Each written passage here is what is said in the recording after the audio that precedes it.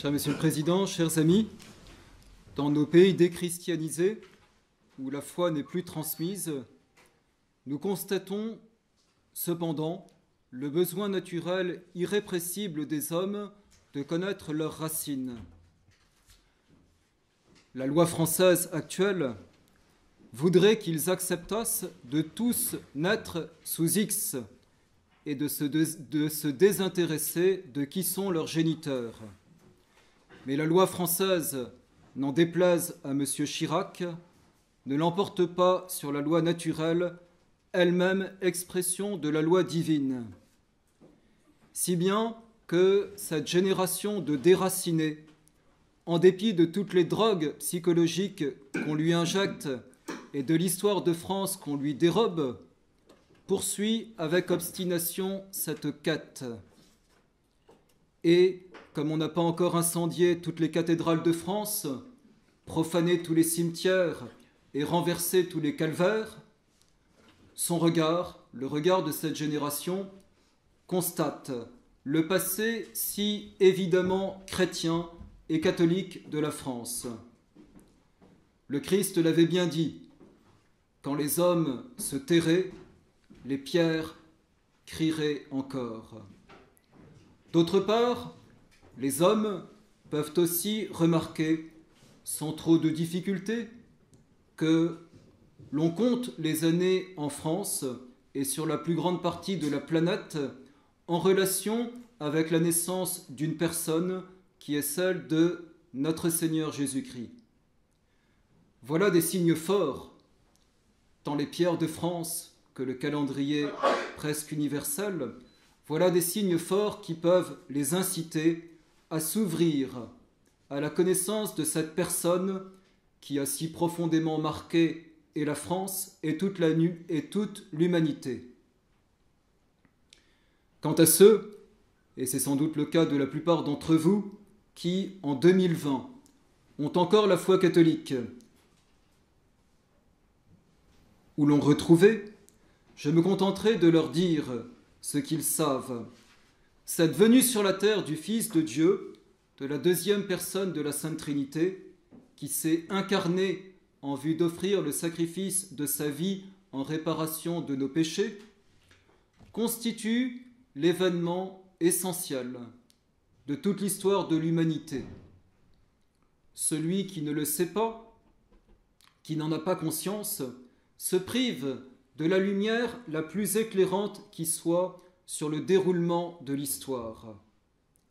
C'est dire, chers amis, que l'on ne perd pas son temps à considérer la vie de Jésus-Christ et tout spécialement son immolation rédemptrice. La génétique, qui s'est tant développée aujourd'hui, est une science qui nous livre d'incroyables prémonitions sur ce que sera un homme. Elle nous montre dans l'œuf initial des lignes microscopiques, mais qui deviendront bientôt des crêtes ou des failles redoutables dans l'histoire des individus comme dans l'histoire des peuples.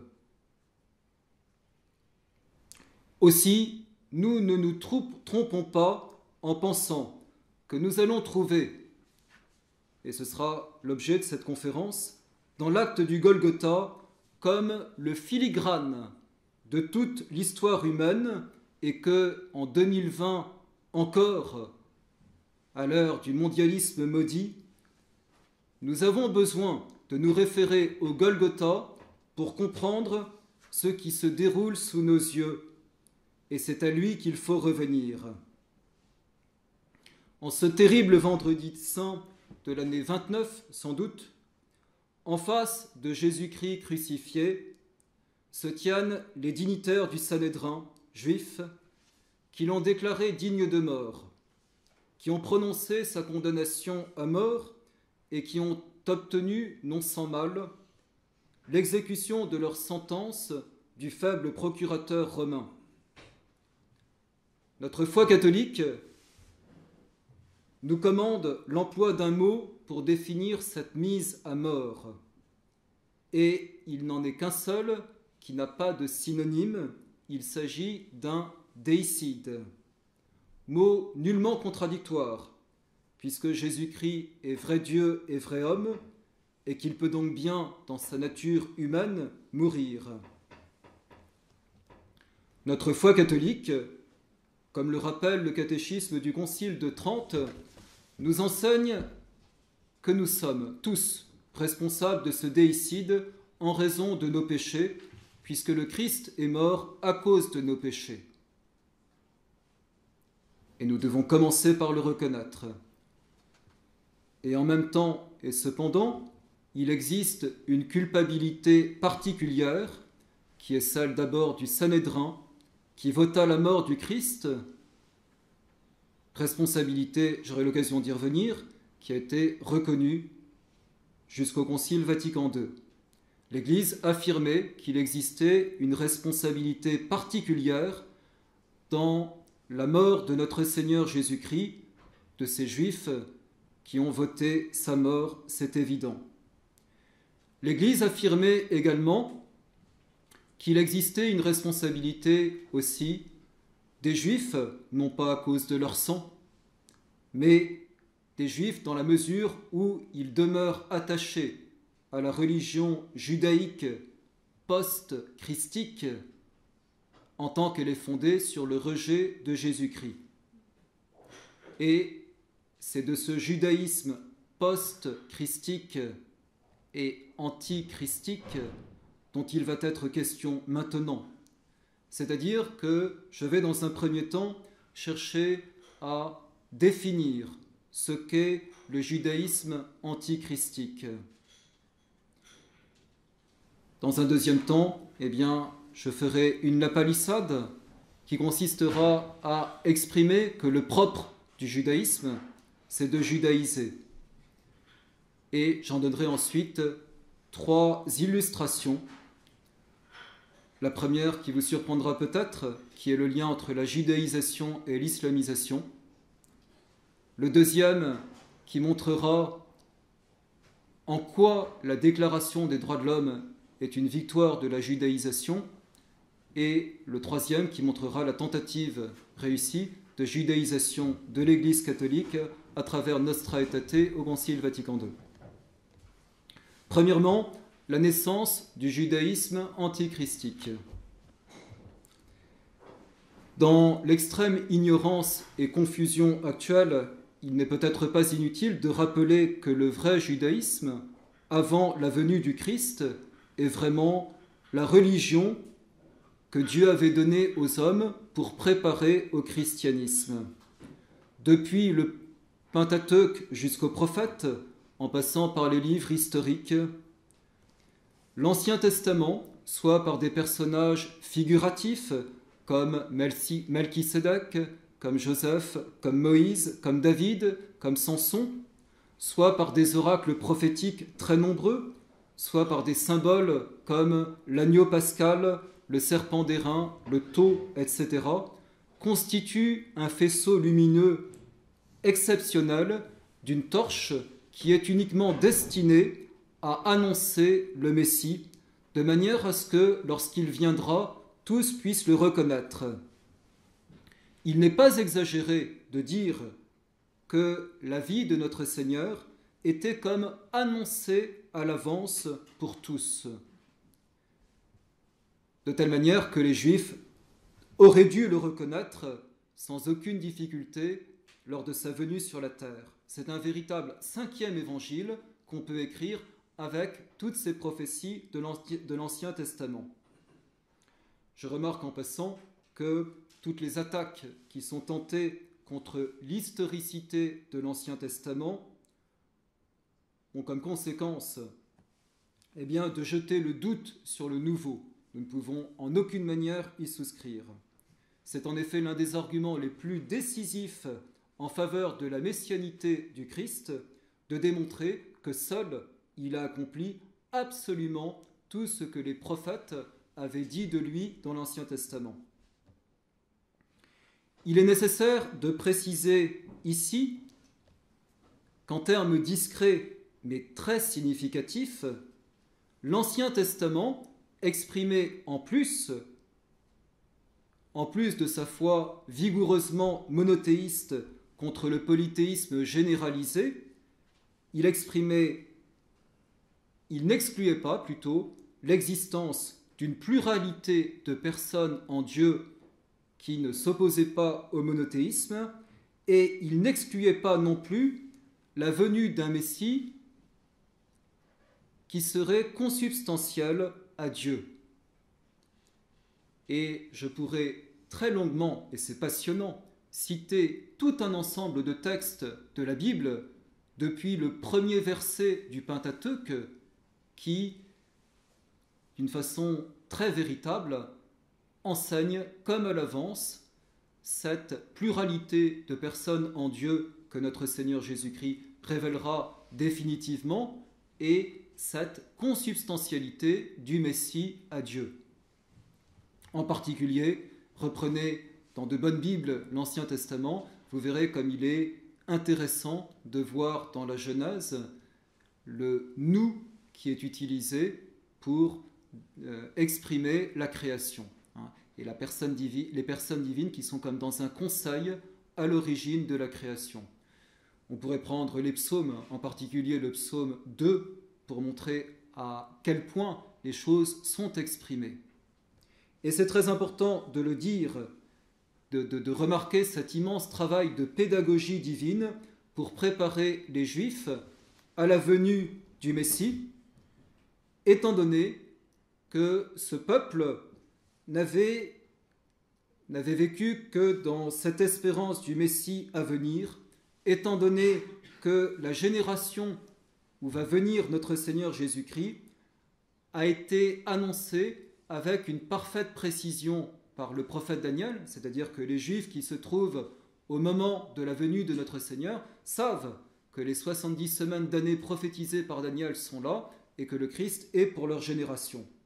Étant donné les miracles incessants que le Christ opérera devant les Juifs et devant les Sanhédrites en particulier, pensez par exemple à l'aveugle-né, eh bien, on peut se demander comment il est possible que les Juifs n'aient pas reconnu notre Seigneur Jésus-Christ. Tous les y portaient, tout l'Ancien Testament qu'ils possédaient. Ce n'étaient pas des idiots, c'étaient des hommes qui connaissaient très bien les Écritures et qui étaient capables de mettre bout à bout les prophéties. Tout se déroule devant leurs yeux. Le Christ multiplie les miracles pour eux et pour la plupart d'entre eux, ils ne l'ont pas reconnu. Le père Didon, qui a probablement écrit une des plus belles vies de Jésus-Christ, dit « Le Christ, ses conversions, c'est quelques centaines sur peut-être 3 millions de Juifs à ce moment-là en Palestine. » Mes chers amis, pourquoi cela? Pourquoi les Juifs, pourquoi le Sanhédrin n'a-t-il pas reconnu notre Seigneur Jésus-Christ? Eh bien, pour comprendre cette énigme, il faut interroger la littérature juive du 1er siècle avant Jésus-Christ et la littérature juive du siècle qui correspond à notre Seigneur. Il faut appréhender les idées qui circulent dans les écoles juives du 1er siècle avant Jésus-Christ, du 1er siècle après Jésus-Christ, pour se rendre compte d'un glissement qui s'est opéré. Certes, les Juifs, depuis probablement au moins un siècle, ne sont plus dans le polythéisme précédent. C'est certes un grand progrès dans la religion des Juifs que de ne plus être polythéiste, parce que ça a été le grand combat qui a été fait pour Israël par rapport à tous les peuples voisins. Mais malheureusement, les Juifs qui ne sont plus dans l'ornière du polythéisme sont tombés dans une autre grave, plus insidieuse altération de la religion, tant par rapport à l'idée messianique que par rapport à la religion elle-même.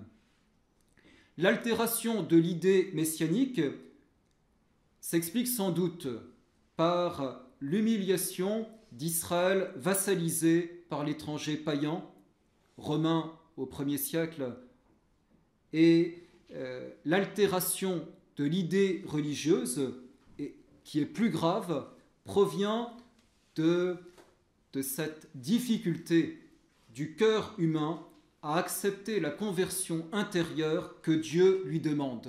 Dieu est d'abord le Dieu de nos cœurs, et Dieu veut que nous changions nos cœurs et que la religion ne consiste pas en un certain nombre de rites que l'on observe extérieurement, mais qui n'entraînent pas la conversion intérieure.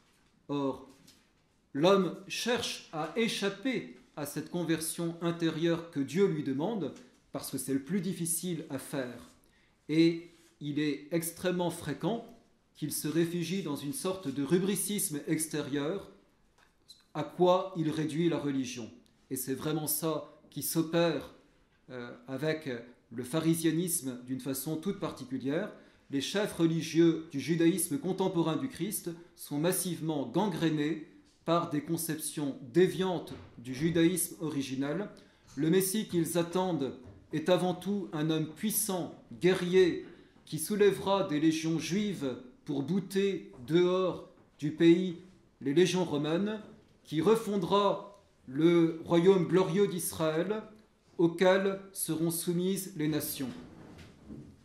Leur religion, surtout celle du puissant courant pharisien, a démesurément prostré le peuple juif sous un amas de lois, de traditions, d'observances plus tatillonnes les unes que les autres, tandis que la vraie conversion intérieure, celle du cœur, celle qui doit nous faire pleurer nos péchés et implorer l'amour de la miséricorde de Dieu, est devenue introuvable. Et nous avons là l'origine vraie de cette opposition terrible qui va exister entre notre Seigneur et le Sanhédrin. On ne s'étonne plus alors de cette opposition violente entre les chefs des Juifs et notre Seigneur Jésus-Christ, dont les évangiles donnent le récit. Je vous cite Augustin Lehmann, juif converti du XIXe siècle, devenu prêtre catholique, dans son histoire complète de l'idée messianique.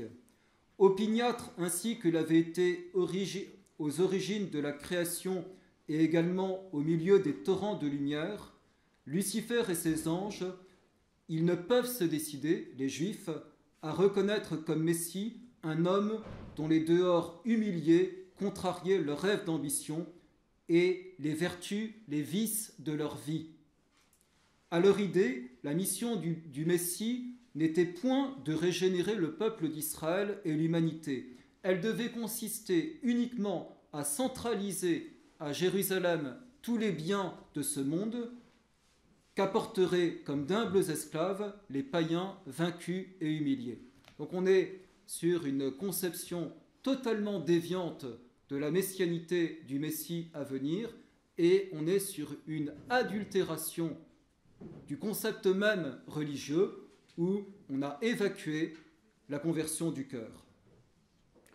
Ils vont donc, au fur et à mesure qu'ils verront ce Messie humble, pauvre, mendiant, qui avant tout est préoccupé de la conversion morale et spirituelle des hommes, ils vont ourdir leur plan contre Jésus-Christ, ne s'apercevant pas qu'il finissait de permettre à Jésus-Christ de remplir toutes les prophéties de l'Ancien Testament, puisqu'il avait été dit justement dans l'Ancien Testament que le Messie serait contré et conspué par les Juifs et qu'il le mettrait à mort, qu'il serait l'homme des douleurs, qu'on lui cracherait au visage et qu'il serait livré pour 30 deniers et crucifié. Tout ça est dans les prophéties.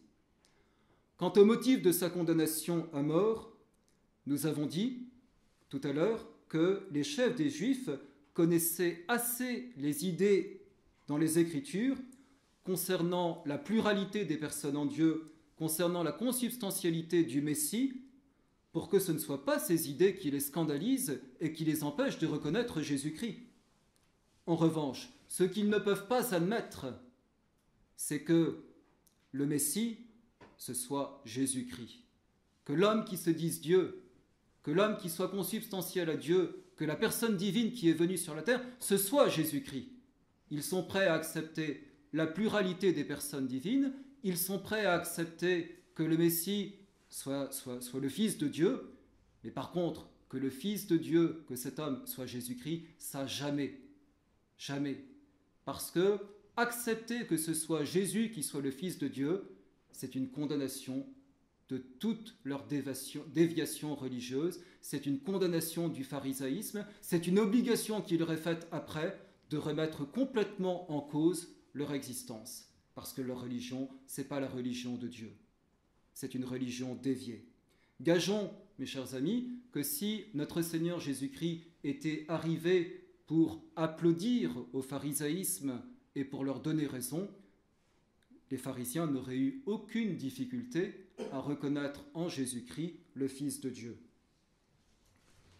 Je conclus sur le judaïsme en disant que toute sa raison d'être du judaïsme qui précédait l'arrivée du Christ, c'était justement de recevoir, de désigner, de proclamer le Messie. La grande gloire du Sanhédrin aurait été de dire au peuple juif, c'est lui.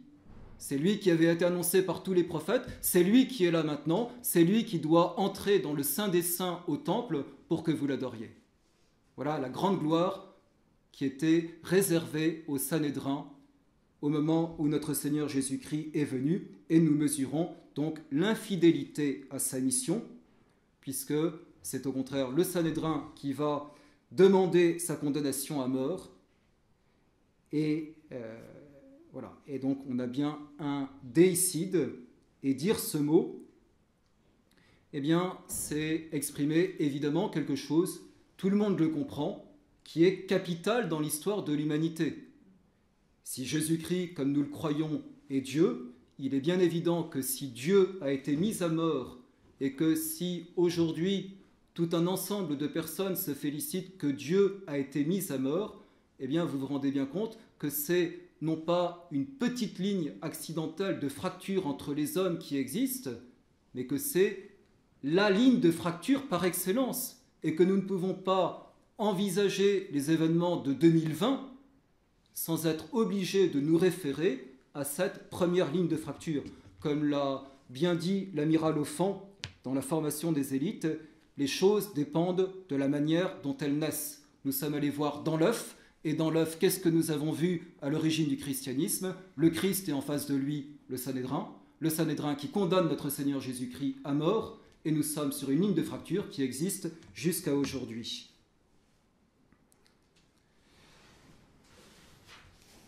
Alors maintenant, eh bien, j'en viens à ma lapalissade.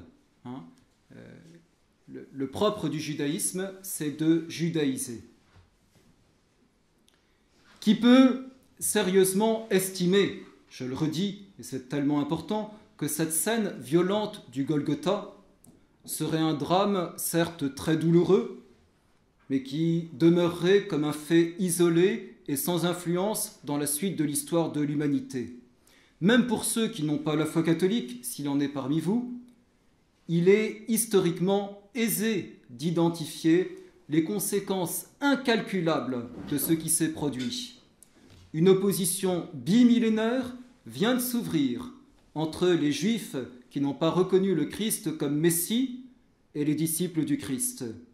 Et ainsi que le consignent immédiatement les Actes des Apôtres, les persécutions des Juifs contre les chrétiens et d'abord contre les apôtres vont commencer immédiatement. Mais nous autres catholiques, qui posons un regard de foi sur cet événement et qui comprenons que cet événement historique est véritablement le cœur de toute l'histoire humaine,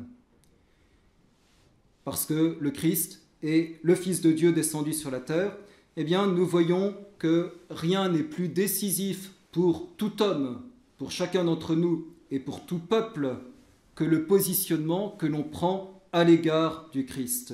Il est vraiment, ainsi que l'a dit le vieillard Siméon au temple, le signe de contradiction qui divise l'humanité. On est avec lui ou on est contre lui, et il nous dit « qui n'est pas avec moi est contre moi ».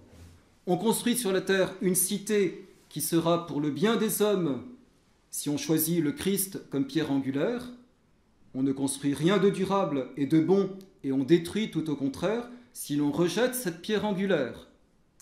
On peut espérer le grandissement spirituel et moral de l'humanité dans toute la mesure où on nourrit les hommes du Christ. On ne peut rien espérer de bon si on rejette le Christ. Deux forces religieuses antagonistes se font face à face au Golgotha, mais le Golgotha est encore aujourd'hui, et rien n'a changé de substantiel. Chacune de ces forces agit, comme toute chose, en conformité avec son être. L'agir suit l'être, et chaque chose agit selon ce qu'elle est. Le christianisme pour christianiser, le judaïsme pour judaïser. Elles sont irréductibles l'une à l'autre, ainsi que le montre le calvaire. Être Dieu ou ne pas être Dieu, telle est l'unique question que nous posons au sujet du Christ. Elle n'admet pas de tertium quid, elle n'admet pas d'une sorte de fausse conciliation entre ces deux idées. Ainsi que l'a écrit Monseigneur Carli, qui est l'un des plus grands évêques au Concile Vatican II pour s'être opposé à la tendance du Concile, la religion mosaïque, écoutez bien cette citation qui est vraiment de grande valeur, la religion mosaïque, qui par une disposition révélée par Dieu devait aboutir au christianisme pour y trouver son achèvement et sa perfection, tout au contraire refusa constamment d'adhérer au Christ, rejetant ainsi la pierre angulaire posée par Dieu. Il ne s'agit pas de sa renonciation pure et simple au plan de Dieu, ce qui est déjà une faute grave, mais d'une opposition positive. Sous cet angle, la relation entre le christianisme et le judaïsme est bien pire qu'entre le christianisme et les autres religions. Mes chers amis, le nom propre, le vrai nom du judaïsme dans l'œuf, c'est l'antichristianisme. Et je dis ça sans aucune passion, parce que c'est la vérité. Le judaïsme dans l'œuf, le judaïsme contemporain de notre Seigneur dans l'œuf, c'est l'antichristianisme. Et l'histoire d'Israël est triste. C'est un peuple dispersé, dont le cœur, entre le 1er siècle et le XVIIe siècle, a tressailli 25 fois, car 25 fois, des hommes ont prétendu être le Messie, et il n'était pas le Messie. Sans compter, depuis le XVIIe siècle, les prétendus Messies plus récents, dont les noms ont été consignés par Bon-Sirvin dans son livre sur les ruines du Temple. Et encore, Israël se fourvoie peut-être plus gravement encore en imaginant contre la tradition patriarcale, contre la tradition prophétique et contre même la tradition talmudique, que c'est lui-même Israël qui pourrait être le Messie des nations. On arrive à une altération très grave de la messianité, qui a toujours été une messianité personnelle qui a été annoncée, et aujourd'hui qui deviendrait une messianité collective, Israël transformé en phare des nations, élevé aux nobles fonctions de précepteur de l'humanité. L'histoire d'Israël est surtout triste parce que, comme le dit saint Paul à propos de ses anciens coreligionnaires, sans aucune passion et avec un très grand amour pour eux parce qu'il veut les convertir, ils ont tué le Seigneur Jésus-Christ et les prophètes, ils nous ont persécutés, ils ne plaisent pas à Dieu et sont ennemis de tous les hommes, nous empêchent de parler aux nations pour qu'elles soient sauvées, de sorte qu'ils comblent toujours la mesure de leurs péchés, car la colère de Dieu est tombée sur eux jusqu'à la fin, dans la première aux Thessaloniciens. Saint Paul nous dit, vous avez entendu, qu'il nous empêche de parler aux nations pour qu'elles soient sauvées. Nous allons en effet, sur un premier exemple maintenant, montrer comment le judaïsme, celui qui a rejeté le Christ, vous avez compris, va en conformité avec sa nature s'opposer à la christianisation. Ce sera une première illustration de l'action de son prosélytisme antichrétien à travers les siècles. Et donc, je vais maintenant vous faire part de travaux très importants, et ce serait un grand malheur qu'ils sombrent dans l'oubli, de travaux très importants, et même s'ils sont évidemment à l'opposé de la pensée actuelle qui a cherché à les ridiculiser et à les blâmer, de travaux qui sont nés d'une intuition géniale concernant l'origine de l'islam. Je vais d'abord évoquer rapidement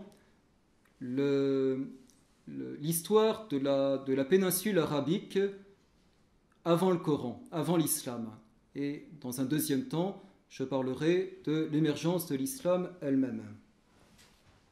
L'existence de relations judéo-arabes est attestée de longtemps dans l'Ancien Testament, puisque au temps du roi Salomon, eh bien, nous apprenons les ambassades qu'il fait à Ophir, donc de façon à, et il envoie des vaisseaux pour récupérer l'or qui se trouve dans les mines d'Ophir, et Ophir est en Arabie, peut-être au Yémen ou dans l'Arabie heureuse.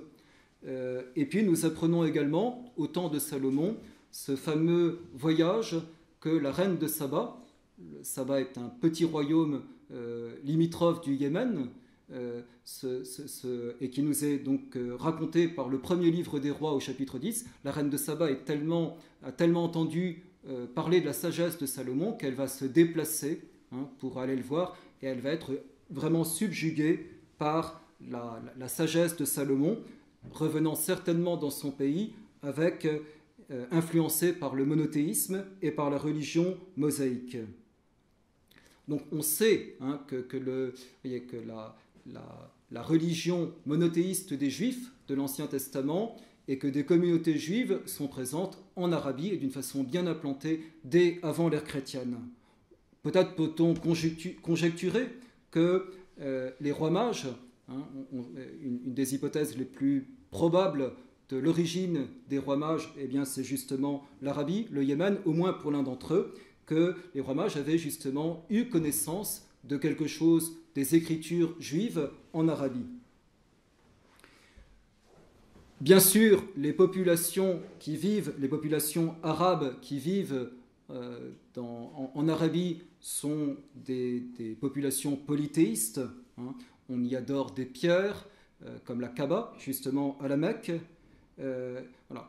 Et en même temps, donc, il faut bien comprendre, et on en sait suffisamment pour pouvoir vraiment le dire, qu'il y a un brassage très important sur le plan religieux qui existe avant même la venue du Christ et qui va encore s'amplifier après la venue du Christ.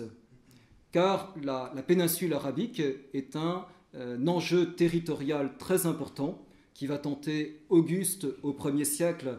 Hérode va mettre à la disposition d'Auguste une légion romaine. Cependant, Auguste ne parviendra pas à conquérir la province de l'Arabie. La pénétration du monothéisme sur la péninsule est attestée par des inscriptions indubitables que personne ne conteste, des inscriptions monothéistes au IVe siècle. Et en même temps, donc, on assiste à des luttes religieuses extrêmement importantes entre qui et qui, entre cette forte présence juive qui existe dans la péninsule arabique et les tentatives chrétiennes qui vont être faites pour pouvoir convertir les populations arabes.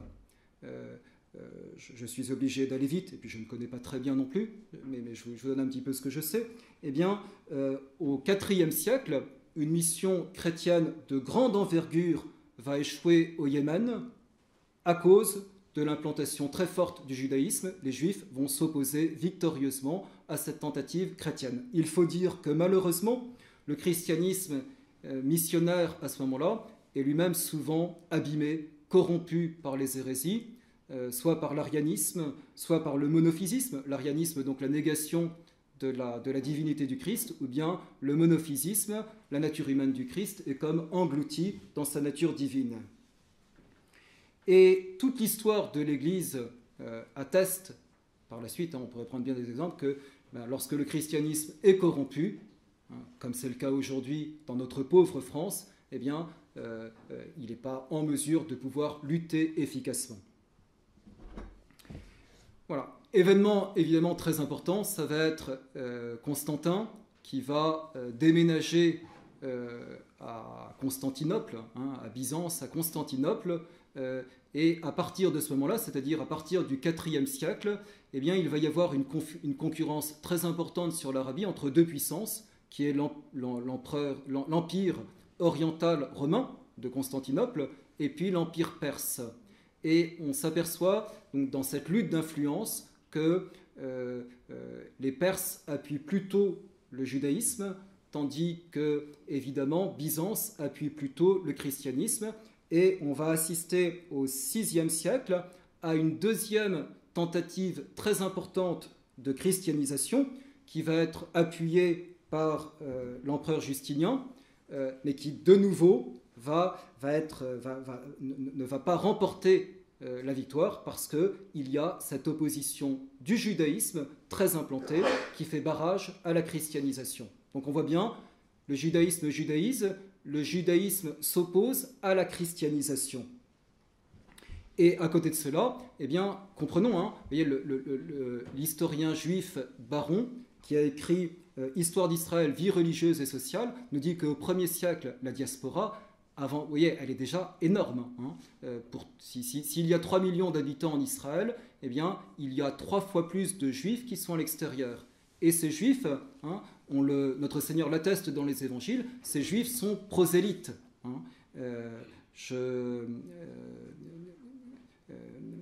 Notre Seigneur parle à cette malédiction par rapport aux pharisiens qui traversent les mers et les continents pour chercher un prosélyte, pour faire un prosélyte, et qui le rendent 2 fois plus méchant qu'eux. C'est dans l'évangile, je crois, en Saint Matthieu au chapitre 23. Voilà.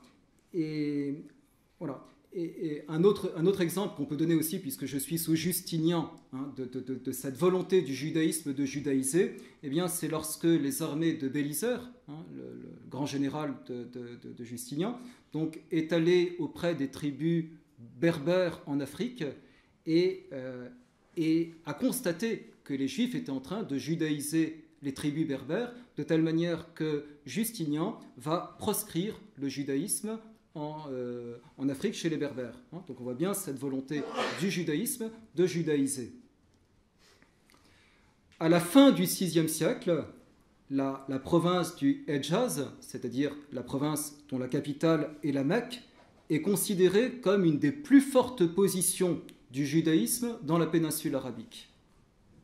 Or, je vous donne les dates très peu certaines, mais officielles de Mahomet, 570-632. Et vous voyez, je dirais, tout ce que je viens de vous dire, mes chers amis, c'est pour vous expliquer ce que je vais vous dire maintenant, c'est-à-dire d'expliquer pourquoi les thèses sur lesquelles je m'appuie sont des thèses qui sont extrêmement sérieuses. Le judaïsme est très présent en Arabie, il est très présent spécialement autour de la Mecque. Les Juifs veulent judaïser les populations arabes et veulent s'opposer à la christianisation de ces populations. L'intuition géniale, le mot n'est pas de moi, mais elle est parfaitement justifiée, l'intuition géniale concernant l'origine de l'islam, elle a été donnée par un Français, par un prêtre, un dominicain, le père Gabriel Théry, auteur du livre « De Moïse à Mahomet » en 1955. Père Théry est un éminent théologien, membre de l'Académie pontificale, fondateur avec le philosophe Étienne Gilson des archives doctrinales et littéraires du Moyen-Âge, fondateur de l'Institut Sainte-Sabine à Rome, professeur à l'Institut catholique de Paris et membre de la section historique de la Sacrée Congrégation des Rites, réputation de scientifique qui dépassait très largement les frontières de l'Hexagone.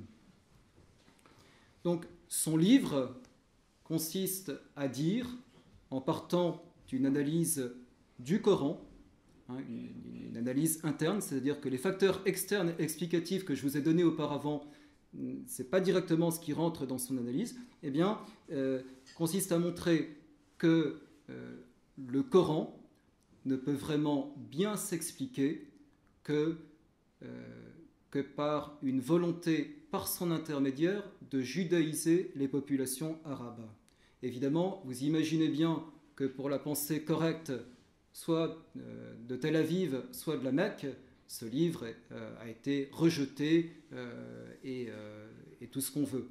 Et pourtant, ça n'enlève rien à la valeur des arguments, c'est ça qui nous intéresse. Que valent les arguments qui sont donnés ?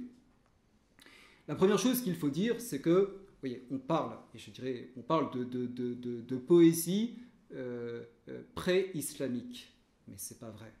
On parle de poésie pré-islamique, il n'y a pas de poésie pré-islamique. Certes, l'homme a en lui-même de la poésie, mais je dirais les populations, et ce n'est pas les dénigrer que de dire cela, les populations sont analphabètes dans la plus grande partie, les populations arabes, et il n'y a pas de recueil de poésie qui existe. Et comme le dit l'abbé Berthuel, qui a été et à la fois le collaborateur, puis ensuite le continuateur du père Théry, dont le nom de plume est Anna Zacharias, eh bien, le Coran, et il faut bien le dire, le Coran apparaît comme un véritable aérolithe dans la littérature de l'Arabie. C'est-à-dire qu'on a d'un seul coup quelque chose qui, d'un point de vue littéraire, avec un ensemble de néologismes religieux qui sont utilisés, est vraiment est hors du commun. Je ne sais pas quelle comparaison prendre. Imaginez que l'on retrouve des stances ou des poèmes qui, au XIIIe siècle, ressembleraient un petit peu à ceux de Racine. Voilà. Eh bien, on dirait, mais c'est inexplicable. C'est inexplicable. Comment se fait-il que, littérairement, un homme ait pu avoir cette perfection de langue voilà. Le Coran, c'est un petit peu cela. Et justement, les musulmans vont se servir de cette, de cette perfection littéraire qui existe dans le Coran pour dire, bah oui, c'est un véritable miracle, un signe supplémentaire que c'est bien l'archange Gabriel qui a donné de la part de Dieu ce livre aux hommes, puisque littérairement, on ne peut pas l'expliquer autrement. Dans la réalité, mes chers amis, eh bien, l'hypothèse extrêmement intéressante, et je ne peux faire qu'un petit résumé de rien du tout, l'hypothèse extrêmement intéressante donc du père Théry, continuée par l'abbé Berthuel. Un autre nom qu'il faut citer aussi, c'est le père Bruno Aymar de la CRC, qui était un très fin coranologue qui a continué un petit peu leurs travaux et qui a exprimé des choses d'une façon encore plus fine, eh bien, il montre que quoi ? Qu'on peut diviser les sourates du Coran en une première partie qui est comme une sorte de résumé explicatif de l'Ancien Testament qu'on cherche à faire passer. Et c'est une très grande partie du Coran que de chercher à faire passer l'Ancien Testament. En même temps, on peut dire, oui, mais il est aussi question de Saint Jean-Baptiste, de la Très Sainte Vierge Marie, et même de Jésus-Christ. Mais qui regarde bien et avec attention ces textes chrétiens, et qu'on monte aujourd'hui en exergue pour dire, mais vous voyez, ils sont très proches de nous. En fait, quand on regarde bien, on s'aperçoit, je prends l'exemple de Saint Jean-Baptiste, que non. Autant pour nous, Saint Jean-Baptiste, c'est le trait d'union entre l'Ancien et le Nouveau Testament, autant dans le Coran, Jean-Baptiste, le prophète Jean-Baptiste, c'est un prophète de l'Ancien Testament au service de l'Ancien Testament, sans le Nouveau Testament, qui n'ouvre pas du tout vers le Nouveau Testament. Ou lorsqu'il est question de Jésus, oui, il est question de Jésus, mais il est dit immédiatement après, quand il est question de Jésus, attention, Dieu n'a pas de fils. Donc on voit bien que oui, il est question du Nouveau Testament, mais comme pour fermer toute possibilité que la religion catholique soit vraie. Et vous savez, je passerai dessus, ce n'est pas mon but de le dire ici, au contraire, toute l'hostilité que l'on voit par rapport au christianisme. La deuxième partie du Coran, et c'est peut-être ça qui, je crois, a permis au père Théry d'y voir clair, c'est que en plus de cette espèce de résumé de l'Ancien Testament, il y a, on voit comme une sorte de réflexion de quelqu'un qui est par rapport à un certain public auquel il est en train d'expliquer l'Ancien Testament. Donc, eh bien, les Arabes de la Mecque, les riches commerçants mécois qui sont devant lui, et c'est comme une sorte de petit journal qu'il tient pour arriver à dire eh bien, comment les gens réagissent. Et puis on s'aperçoit qu'il a remarqué dans l'assistance quelqu'un en particulier. Et il fonde des espoirs sur ce quelqu'un, comme pour prendre son relais et pour pouvoir adapter ce qu'il a dit pour la population à laquelle il s'adresse. Et je dirais, et donc on est dans une analyse interne, mais je dirais, quand on lit ces explications, on arrive effectivement à une espèce de certitude, d'analyse interne qui vient de ce que...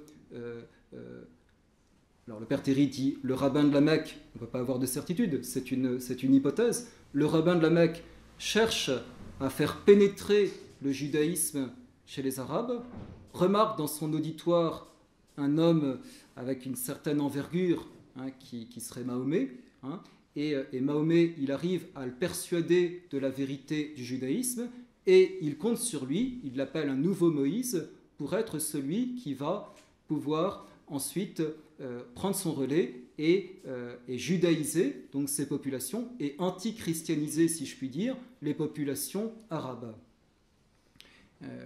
Je peux pas, le temps passe, je ne peux pas trop prolonger, mais vous avez donc des milliers de pages qui ont été écrites tant par le père Théry que par ses continuateurs qui montrent à quel point le Coran, d'incompréhensible qu'il est sans cette lumière-là, devient compréhensible avec cette lumière-là. Vous voyez, et c'est vrai que les musulmans, vous voyez, comme ils sont sur cette espèce d'idée que non, il est révélé, eh bien, vous avez eu extrêmement peu d'études qui ont été faites sur les origines historiques du Coran. Il y a une espèce de critique, de scène critique positive, comme on peut l'avoir par exemple pour les évangiles, eh bien, ça n'a pas été fait par rapport au Coran. Donc il y a une espèce de dogme paralysant de toute investigation intellectuelle. Mahomet, Gabriel l'a donné aux hommes de la part de Dieu. Eh bien, je dirais, lisez cette analyse, ça vaut vraiment la peine de voir à quel point le Coran est en réalité une judaïsation de la population arabe, un barrage qui est fait au christianisme. Et d'ailleurs, mes chers amis, c'est pas très difficile de voir que entre cette religion des Sémites du Sud et la religion des Sémites du Nord, il y a énormément de points communs. Pas besoin de parler ni de la circoncision, ni du porc, ni de beaucoup d'autres choses. Mais en fait, vous voyez, ils ne se le disent pas, ils ne veulent pas qu'on le dise, mais c'est la réalité. Alors on me dirait, je dirais, est-ce que ça n'est pas étonnant avec ce que disent ces prêtres que vous citez que ce soit complètement perdu? Eh bien, moi, je pense qu'il est au contraire très fréquent dans l'histoire des hommes, tant sur le plan physique que sur le plan moral, que parfois le géniteur devant celui qui l'a engendré finisse par être horrifié, ou que celui qui a été engendré soit horrifié par son géniteur et qu'ils se renient l'un l'autre. Mon deuxième exemple de judaïsation est très différent, mais c'est volontairement que j'ai pris des exemples très différents pour vous montrer à quel point, vous voyez, on est sur une idée qui a des conséquences incalculables dans l'histoire des hommes, et on ne peut pas comprendre la mondialisation si on n'a pas ça dans l'esprit. Donc mon deuxième exemple, c'est la judaïsation de la société chrétienne par l'intermédiaire de la Déclaration des droits de l'homme.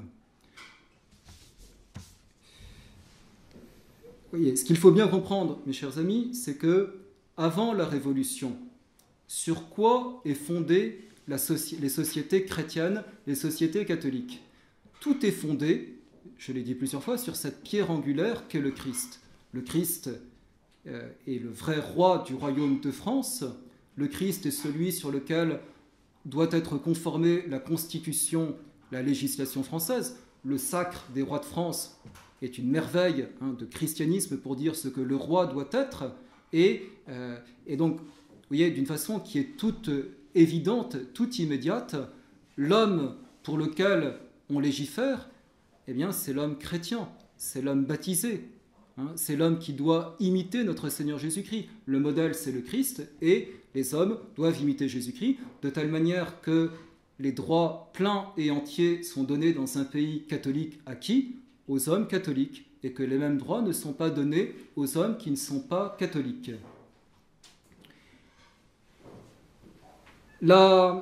la Déclaration des droits de l'homme, une des remarques les plus importantes qu'on doit faire à son sujet, c'est que l'homme dont il est question, eh bien, c'est un homme abstrait. C'est l'idée de l'homme. Et ce n'est plus l'homme chrétien. C'est un autre chose. Il faut lire Rousseau pour vraiment comprendre pourquoi. Mais ce n'est plus l'homme chrétien dont il est question, c'est l'idée de l'homme, c'est l'homme abstrait. Et chers amis, l'homme abstrait n'existe pas. N'existe pas. Vous voyez, l'homme, eh bien, c'est nous tous. Et par exemple, nous sommes baptisés ou nous ne sommes pas baptisés. Et à partir de ce moment-là, eh bien, les choses commencent à diverger des uns aux autres. L'égalité de cette déclaration des droits de l'homme entre les hommes, il est facile de comprendre à quel point elle est mortifère. C'est-à-dire qu'on va attribuer aux hommes méritants, honnêtes, travailleurs, vertueux, qui ont le souci du bien commun, l'amour de leur patrie, les mêmes droits qu'aux hommes malhonnêtes, chômeurs de profession, infidèles à leurs épouses, mauvais exemple pour la société. C'est l'absurdité du suffrage universel donné à tous. C'est ceux qui votent Macron parce qu'il a de beaux yeux, et ceux qui ont une véritable culture et expérience politique, eh bien, on ne leur reconnaît aucun pouvoir particulier. Eh bien, dans cette déclaration des droits de l'homme votée le 26 août 1789, déclaration du droit de l'homme et des citoyens, tous les hommes sont mis sur pied d'égalité, qu'ils soient athées, francs-maçons, protestants, musulmans, juifs ou catholiques. Peu importe qu'il n'y ait pratiquement pas de musulmans en France aujourd'hui, le principe, il est là, et nous le payons aujourd'hui. Et c'est toujours cette même manière de parler d'un homme abstrait qui n'existe pas, qui fait donc totalement abstraction de ce qu'il pense et de sa religion. Eh bien, je dirais, les Juifs représentés, ils auraient pu choisir autrement leur député, et c'est comme ça, il s'appelle Duport, les Juifs, sur une motion qui intervient, tenez-vous bien, c'est quand même important de le voir, le même 26 août 1789, ils ne perdent pas de temps, le soir même, eh bien, les Juifs demandent qu'ils aient désormais, en vertu de la Déclaration des droits de l'homme, les mêmes droits que tous les autres. Alors ça va être rejeté un certain temps, parce qu'il faut dire qu'il y a un antisémitisme très profond qui vient des Lumières, de Voltaire par exemple, et de beaucoup d'autres. Donc ça va être rejeté pendant un bout de temps, et ça va finir par, ce député Duport, par l'emporter le 27 septembre 1791, et Napoléon Ier va confirmer le décret émancipateur des Juifs en 1806-1807. Eh bien, vous voyez, je vais de nouveau citer les frères Lehmann, qui évidemment, vous voyez, sont spécialement touchants, parce que ce sont de très fins connaisseurs du judaïsme, des hommes qui aiment profondément leurs frères de sang parce qu'ils veulent les convertir à Dieu. Et voilà ce que les frères Lehmann, eh bien, comment ils ont parfaitement bien compris ce qui se passait. Par la Déclaration des droits de l'homme, le chrétien, eh bien, le chrétien n'est plus considéré comme baptisé, donc le chrétien descend. Le chrétien descend. Les droits dont il est question, ce ne sont plus les droits des chrétiens, mais c'est les droits de tous les hommes. Donc c'est bien une descente pour les chrétiens, parce que le chrétien, en tant que chrétien, n'est plus pris en considération. Tandis que le juif et les autres, les frères Lehmann parlent du juif en particulier, le juif, lui, il monte. Il n'est pas baptisé, et on va lui donner les mêmes droits qu'au baptisé. Donc le chrétien descend, et le juif monte, et la société qui s'ouvre au XIXe siècle après la Révolution française, c'est une société où les chrétiens sont dans cette descente, tandis que les juifs sont dans cette montée, et on va assister effectivement au XIXe siècle, non pas simplement en France, à cette suprématie politique, grâce aux droits qui leur ont été donnés par la Déclaration des droits de l'homme, à cette suprématie qu'ils vont prendre sur les sociétés. Voilà, donc le remarquable livre de l'abbé Joseph Lehmann s'appelle « L'entrée des Israélites dans la société française ». Voilà, donc voilà ce qu'il écrit. Jean-Jacques Rousseau demande dans ses écrits, particulièrement dans son contrat social, que la société, pour en finir une bonne fois avec tous les désaccords qui déchirent son sein, et aussi pour réhabiliter tous les dégradés, tant de dégradés et de parias, recommence à nouveau ses âges, on recommence à nouveau les âges de l'humanité, en prenant l'idée d'homme comme base et point de départ. Quoi de plus inoffensif au premier abord et même de plus généreux? Et l'abbé Lehmann dit « Il se préparait là cependant la plus terrible trahison. Ce projet n'est-il pas en effet la plus sanglante injure envers Jésus-Christ, qui seul avait le droit de faire recommencer les siècles à l'humanité, parce qu'il était Dieu. Mais ensuite, si ce point de départ est accepté, il le sera par la révolution, et il en sortira même la révolution. Le juif montera et le chrétien descendra. Pour le fils d'Israël qui de paria va redevenir homme, il y aura évidemment ascension, mais pour le chrétien qui consentira à se dépouiller dans la vie publique de sa qualité de chrétien, pour ne garder que son titre d'homme, il y aura décadence, dégradation volontaire. Or, il est permis de s'humilier, mais jamais de se dégrader, en abdiquant une qualité essentielle, intrinsèque. Pour un œil perspicace, celui de Satan, les choses ne s'arrêteront pas là. La décadence du chrétien ne s'arrêtera pas au niveau de l'homme, comme aussi l'ascension du juif ne se bornera pas à être l'égal du chrétien. C'est pas de l'antisémitisme, mes chers amis. Ça n'a rien à voir. C'est une vérité qui est magistralement manifestée par ce prêtre. Comme l'a dit le père Théotime de Saint-Just, qui a écrit la vie des frères Lehmann, les nations se plaignent de la prépondérance juive. Cette prépondérance est en grande partie leur œuvre. Elle est le châtiment de leur apostasie. Donc, c'est ma deuxième illustration, cette fois-ci très différente, vous voyez, mais la Déclaration des droits de l'homme a été un très grand moyen de judaïsation de la société chrétienne, négativement par la suppression de la prise en compte de la qualité de chrétien dans la vie publique et positivement par l'attribution des mêmes droits aux hommes indépendamment de leur religion. Troisième et dernier exemple, je serai rapide, c'est donc le Concile Vatican II et Nostra Aetate. Donc la déclaration sur les Juifs, adoptée dans le schéma sur les religions non chrétiennes, a été votée par les pères du Concile le 16 octobre 1965 et promulguée par le pape Paul VI le 28 octobre. Elle marque un changement significatif dans l'énoncé de la théologie catholique en face du judaïsme sur plusieurs points déterminants. Et souvent par des abstentions qui ont été chèrement payées. Le premier point concerne justement l'absence du mot déicide dans le texte conciliaire. C'était l'une des plus vives réclamations des Juifs que ce terme disparaisse.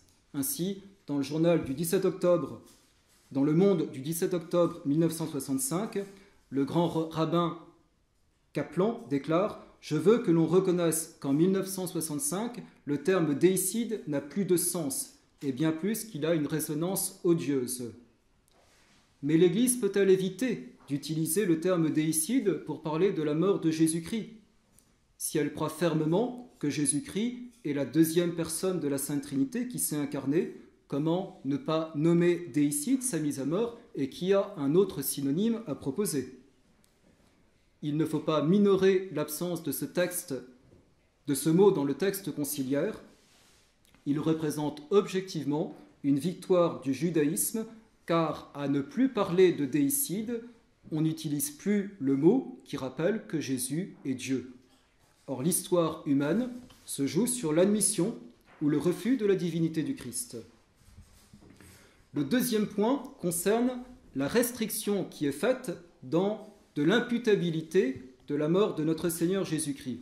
Le Concile dit « Encore que des autorités juives avec leurs partisans aient poussé à la mort du Christ ce qui a été commis durant la Passion ne peut être imputé ni indistinctement à tous les Juifs vivant alors, ni aux Juifs de notre temps. » Le Concile abandonne ici l'idée de la responsabilité collective qui serait attachée au judaïsme en tant qu'il a refusé de reconnaître notre Seigneur Jésus-Christ comme Messie et Fils de Dieu. Il est intéressant et important de rappeler ici que selon la théologie catholique, nous sommes tous collectivement responsables de la mort du Christ à cause de nos péchés, je l'ai déjà dit, c'est enseigné par le Concile de Trente. C'est bien dire que l'Église ne cherche pas à dégager les chrétiens eux-mêmes de leur propre part dans le déicide. C'est dire aussi que l'Église, en saine philosophie, admet l'existence de la responsabilité collective, comme on le voit aussi dans la théologie du péché original.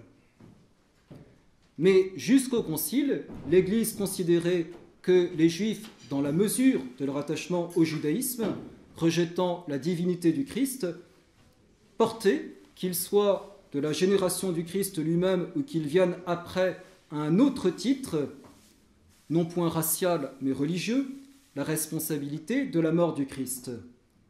C'est ce qui ressortit à la notion même de responsabilité collective des peuples, ainsi que l'explique Léon de Consent, que je cite. Les décisions des leaders impliquent toujours la responsabilité collective des peuples qui en supportent les conséquences. L'histoire est remplie d'exemples de ce type. Monseigneur Carli critique cet abandon de la responsabilité collective en disant « La sentence de condamnation fut prise par le Grand Conseil, Jean 11, 49, c'est-à-dire par la plus haute instance de la religion juive en référence à la loi de Moïse et en motivant la sentence comme une action pour la défense du peuple tout entier et de la religion elle-même. Ce fut le clergé d'Aaron, synthèse et principale expression de la politique théocratique et hiérocratique de l'Ancien Testament, qui condamna le Messie. On peut donc bien par conséquent attribuer le déicide au judaïsme considéré en tant que communauté religieuse, en ce sens strictement limité et en gardant à l'esprit la mentalité biblique. Le judaïsme des temps postérieurs à notre Seigneur partage objectivement aussi cette responsabilité collective du déicide, en ce que le judaïsme constitue la continuation libre et volontaire du judaïsme de cette époque. C'est extrêmement mesuré, c'est tout simplement accepter la notion de responsabilité collective qu'on est obligé d'accepter. Je dirais, on n'est pas Macron, et cependant, eh bien, on est tous tributaires des décisions qu'il prend, comme le montrent vos visages actuellement. Le troisième point concerne la condamnation par l'Église des manifestations d'antisémitisme. Déjà, un décret du Saint-Office du 25 mars 1928 avait écrit « L'Église catholique a toujours eu l'habitude de prier pour le peuple juif qui fut le dépositaire des promesses divines jusqu'à Jésus-Christ, malgré l'aveuglement de ce peuple. Bien plus, elle l'a fait à cause de cet aveuglement même.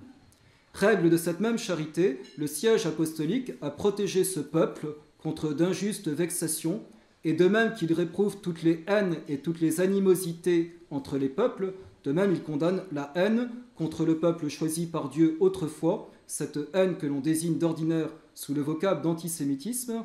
Voilà, c'est Mainvial, grand auteur, qui rappelle ce décret du Saint-Office du 25 mars 28 dans le judaïsme, dans le mystère de l'histoire. Mais le problème est que, aux yeux des Juifs, toute mesure de défense et de protection contre la pénétration des idées et conceptions juives, contre les hérésies juives, contre le contrôle juif sur l'économie nationale et en général toute mesure de défense des traditions nationales chrétiennes est une manifestation d'antisémitisme. Tout est pris pour de l'antisémitisme. Ainsi, Jules Isaac, qui a énormément influencé pour que le Concile Vatican II dise ce qu'il dit, Jules Isaac, l'auteur des manuels d'histoire, accuse tous les pères de l'Église d'antisémitisme, et même Saint Matthieu et Saint Jean. S'il fallait suivre cette volonté, il faudrait changer les Écritures parce que les Écritures seraient antisémites. Ce qui fait dire à Monseigneur Carli, que j'ai déjà cité, je termine, peut-on légitimement faire assumer par l'Église catholique en tant que telle une responsabilité aussi énorme, qui en ferait la plus cruelle et la plus vaste association de malfaiteurs qui ait jamais existé sur la terre? Les Juifs aujourd'hui ne se veulent plus responsables de quoi que ce soit de ce que le Christ a subi de la part de leurs ancêtres, auxquels même ils accordent désormais le bénéfice de la bonne foi. Mais ils exigent que l'Église catholique d'aujourd'hui, qu'elle se sente responsable et coupable pour tout ce qui, d'après eux, les Juifs ont souffert au cours des 2000 ans écoulés. Mes chers amis, s'il est vrai que le texte voté par les pères du Concile en 65 était corrigé en mieux que celui qui était beaucoup plus virulent encore de 64, beaucoup plus virulent contre l'Église catholique, il a constitué aussi une avancée du judaïsme et un recul de la théologie catholique. Et donc, nous assistons effectivement à une véritable judaïsation du catholicisme. Et je terminerai pour dire, où on en est, en citant Evangelii Gaudium du 24 novembre 2013, donc le pape François. Un regard très spécial s'adresse au peuple juif, dont l'alliance avec Dieu n'a jamais été révoquée, parce que les dons et les appels de Dieu sont sans repentance. L'Église, qui partage avec le judaïsme une part importante des Saintes Écritures, considère le peuple de l'Alliance et sa foi comme une racine sacrée de sa propre identité chrétienne. En tant que chrétiens, nous ne pouvons considérer le judaïsme comme une religion étrangère, ni classer les Juifs parmi ceux qui sont appelés à laisser les idoles pour se convertir au vrai Dieu. Nous croyons ensemble en l'unique Dieu qui agit en l'histoire et nous accueillons avec eux la commune parole révélée. Ma conclusion, eh bien, effectivement, l'histoire de l'humanité